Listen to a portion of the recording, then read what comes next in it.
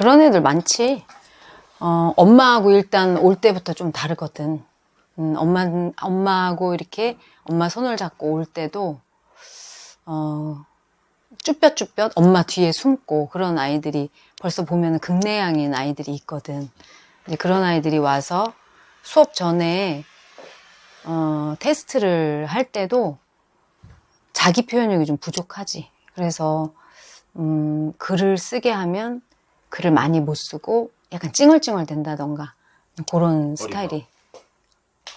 어리광이 좀 있는 아이들도 있고 의외로 또 극내향인 아이들이 글을 아주 잘 쓰는 아이들도 있고 좀 다양하긴 한 것 같아. 근데 내가 가르치던 여자아이 하나는 어리광이라기보다는 약간 칭얼칭얼 그런 스타일이었는데 표현이 안 나오더라고. 글쓰기에서 표현이 안 나와서 일단은 단독 수업을 시작을 하기는 했어. 뭐 그냥 좀 수동적이고 소극적이고 네, 뭐 이런 식으로 이제 대답한다든가. 그래서 뭐 수업할 때 거의 논술 같은 경우에는 자기 생각을 얘기하는 건데 여기에 대해서 너는 어떻게 생각해? 그러면 잘 모르겠어요. 이제 제일 많이 하는 말이 잘 모르겠어요 하거나 아니면은 극내향인 아이들은 말을 많이 안 해. 이렇게 거의 고개짓으로 많이 하는 경우가 많아. 수업할 수 있나? 그러니까 수업할 때는 그냥 내가 조금 처음에는 얘기를 많이 해야 돼. 그래서 너는 요런 건 어떻게 생각해? 그렇게 생각해? 그러면은 뭐 이렇게 한다든가 도리를 한다든가 네, 아니요, 뭐 요 정도. 요런 게 보통 한 3, 4주 가지. 그래서 이제 그런 아이들하고 할 때는 일단 그 아이의 마음을 좀 부드럽게 하는 작업들이 좀 많이 필요하지. 수업보다도 그런 아이를 수업을 할 때는 친해져야 돼. 그게 되게 중요하고 그 아이는 어쨌든 자기 안에 두려움이 많은 아이이기 때문에 극내향인 아이들은 공통점이 있어. 뭔가를 두려워하는 그게 되게 크고 어릴 때부터 겁이 많거나 또 자기가 걱정, 불안 지수가 좀 높다고 해야 되나? 그런 게 좀 특징이야. 이렇게 되면 어떻게 하지? 내가 어떤 얘기를 했을 때 다른 사람이 그거를 이렇게 생각하면 어떻게 하지? 저렇게 생각할 수도 있어. 그러니까 생각이 너무 많아지다 보니까 결국은 표현을 못하는 경우가 말도 못하고. 많이 있단 말이야. 그래서 어떻게 얘기를 해야 될까? 그냥 자기가 느끼는 대로 저는 이렇게 생각해요. 이렇게 단순한 아이들은 엄청 표현력이 좋은데 좀 복잡하고 뭔가 내가 어떤 얘기를 했을 때 이렇게 하면 어떡하지? 저렇게 하면 어떡하지? 누군가 나를 뭐 여기에 대해서 이상하다고 얘기를 하면 어떡하지? 누가 치고 들어오면 어떡하지? 그게 보여? 그렇죠. 눈동자에서 보이지. 그래서 그런 아이들은 이제 환경적으로, 성향적으로 그게 맞아 떨어져서 그렇게 되는 것 같아.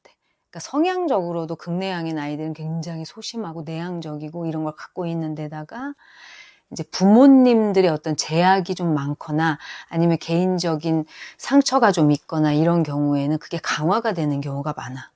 근데 내가 가르쳤던 그 여자아이 같은 경우는 나중에 중학생이 돼서 보니까 극내향이 아니었는데 굉장히 초등 때는 극내향으로 표현이 됐던 아이야.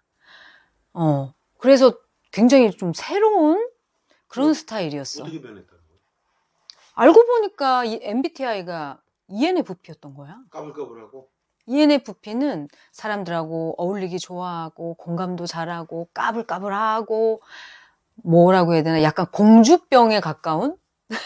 그럼 걔는 집에서 문제가 있었던 건가 보네? 자라면서? 그렇지. 어릴 때 좀 상처가 있었던 게, 그러니까 어린아이들은 어릴 때 그 부모와의 어떤 유대 관계, 이런 게 아주 결정적인 역할을 하는데, FP의 아이들은 외향적인 거를 타고난다고 해도 어릴 때 어떤 분리불안 같은 게 좀 있으면 조금 정서적으로 위축되거나, 어릴 때는 그럴 수 있는 것 같아. ENFP도 그렇게 극내향으로 보이는. 근데 그게 이제 변화됐을 수도 있는데 그 아이 안에 나중에 내가 깨닫게 된 거는 엄청 밝은 게 있는 거야. 그게 서서히 나타나기 시작했어. 그래서 그 어머니 같은 경우에는 뭐 선생님이 우리 아이를 키우셨다, 성장시키셨다 이런 표현을 할 정도로 아이가 굉장히 밝아진 거야. 나는 그런 아이들을 대할 때는 내가 가르치려고 하는 것보다 그 아이를 이해하려고 하는 쪽으로 많이 대화를 하고 수업 얘기도 하지만 재밌는 얘기를 좀 많이 해주지. 그러니까 수업 시간에 같은 걸 설명해도 이 아이가 미소 지을 수 있는 얘기들. 농담도 하고. 재밌게. 그러니까 걔 앞에서 내가 어떻게 보면은 연기자가 되는 거지. 그러니까 어떤 지문을 소개할 때도 야, 이렇게 해가지고 얘가 이렇게 했던 거 아니야. 그러면 얘가 이렇게 했겠지? 그러면 약간 이게 유머를 넣어가면서 그 아이가 쏙 빠져서 뭔가, 이 선생님? 좀 재밌는데? 호감을 갈 수 있는 그런 방법을 좀 사용을 하는 편이지. 그러면 이제 뭐 재밌게 하면은 아이들은 어쨌든 아이들의 공통점은 웃음이 있다는 거거든. 좀 그렇게 어두운 아이들도 웃음을 이끌어내면은 한 번 웃으면 두 번 웃고 싶고, 두 번 웃으면 세 번 웃고 싶고, 그렇게 해서 좀 웃기 시작하면은 이제 선생님이 나에 대해 호의가 있구나라고 생각이 들면 그때부터 이제 마음의 그 문을 서서히 여는 것 같아. 그렇게 해서 이렇게 결속력이 생기고 이렇게 하면서 단독 수업을 하다가 나중에는 이제 2명 정도, 1명을 더 친구를 붙여서 2명 정도 그 아이하고 조금 이 아이를 다치게 하지 않을 안정적인 정서를 갖고 있는 아이하고 수업을 한다든가 이렇게 해서 계속 조금씩 늘려가다 보니까 지금은 그 아이가 5명 수업을 하는데도 끄떡이 없는 거야. 멘탈이. 그러니까 예전에는 조금만 선생님하고 둘이 수업을 할 때도 내가 다 맞춰주는데도 뭐가 자기가 불안하면은 그냥 많이 울었거든. 자기 맘대로 뭐가 안 되니까. 답답하니까.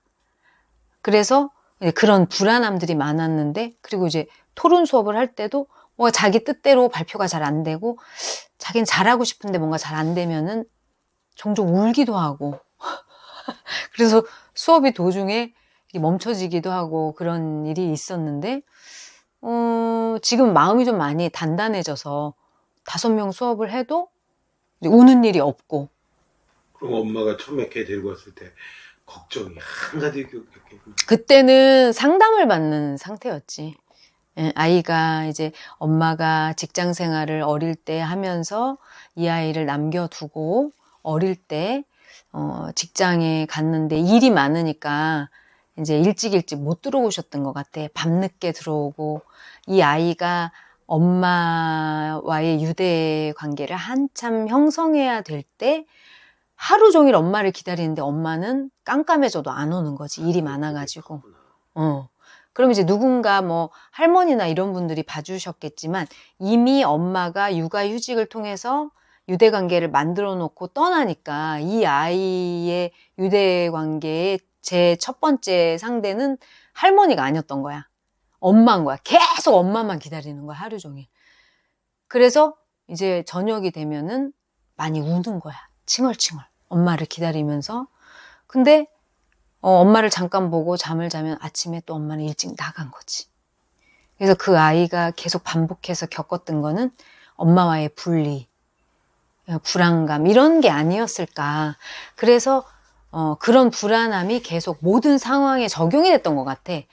그러면서 계속 위축되고 숨고 자기 표현이 좀 안 되고 엄마한테도 그랬던 것 같아. 엄마한테도 수업 어떻게 되고 있다고 하고 있다면서 엄마한테도 되게 메일도 주고 알려주기도 하고 그렇게 해도 엄마한테 무슨 얘기들을 했어요? 엄마는 그냥 얘가 워낙에 이제 소극적이고 극내향이기 때문에 처음부터 많은 기대를 한 건 아니고 그냥 선생님하고 얘기하면서 아이가 조금 더 밝아지면 좋겠어 이 정도?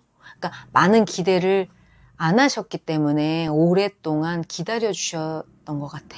기다리실 수 있었고 근데 뭔가 이렇게 학습적인 엄마였으면은 얘가 뭐 별로 나아지는 게 없는 것 같다 뭐 글쓰기 이렇게 들춰보시면서 그렇게 하실 수도 있는데 그런 태도는 지금도 너무 많이 좋아져서 감사해요 이렇게 얘기하는 그런 엄마 중에 한 분이시고 어떻게 보면 굉장히 고마운 엄마 그리고 그런 엄마가 있었기에 아이가 회복된 것이 아니었을까. 근데 그 아이는 상담을 받을 때도 그 상담 선생님이 이제부터 이 아이를 지적하지 말고 그냥 인정해주고 받아주고, 이 아이는 어리광을 못 피워봤기 때문에 어리광을 이제 초등학생 때라도 조금 피워보는 과정이 이 아이에게 꼭 필요하다. 이제 상담 선생님이 그렇게 상담을 해주신 거야. 그래서 초등 때 이 아이는 어릴 때 유아기 때 부려야 하는 그 어리광을 부리기 시작한 거지. 그래서 한 2, 3, 4학년, 5학년까지도 때가 엄청 많았어. 내가 2학년 때부터 그 아이를 가르쳤는데 어쩔 때는 정말 조금 너무 심하다 할 정도로 찌등찌등 하면서 때를 부리는 거야. 근데 엄마가 그거를 다 수용을 해주신 거야.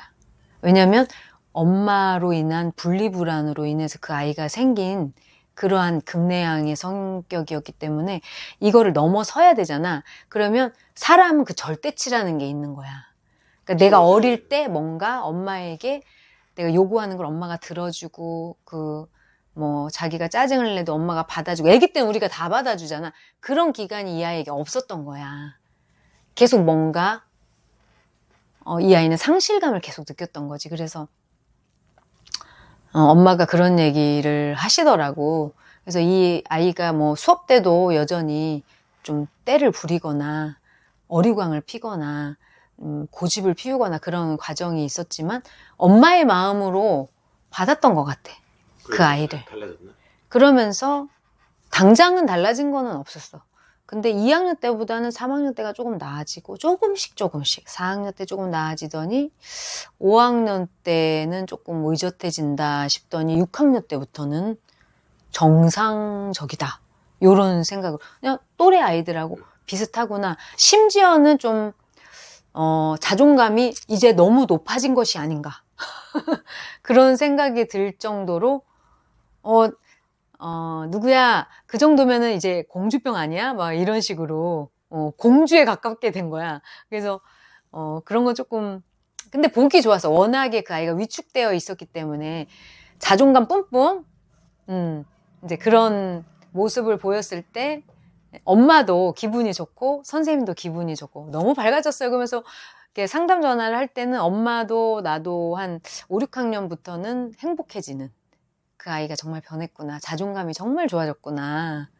정말 밝아졌구나. 그리고 그때부터는 아이가 뭔가를 하려고 하는 거야. 아무것도 하려고 하지 않은 아이가 수학학원도 가고 또 농구도 막 농구부를 한다고 농구부에 들어가질 않나. 과학이 재밌다고 영재 과학 이런 학원을 보내달라고 하지를 않나. 수학학원도 좀 센 수학학원 있잖아. 그런 데를 또 들어가더니 또 적응도 생각보다 잘하고 공부를 또 해내는 거야. 그래서 아이들에게는 자기를 무조건적으로 받아주는 그런 기간이 정말 필요하고, 어릴 때 그게 부족한 아이들은 커서라도 그런 절대치가 필요한 거구나.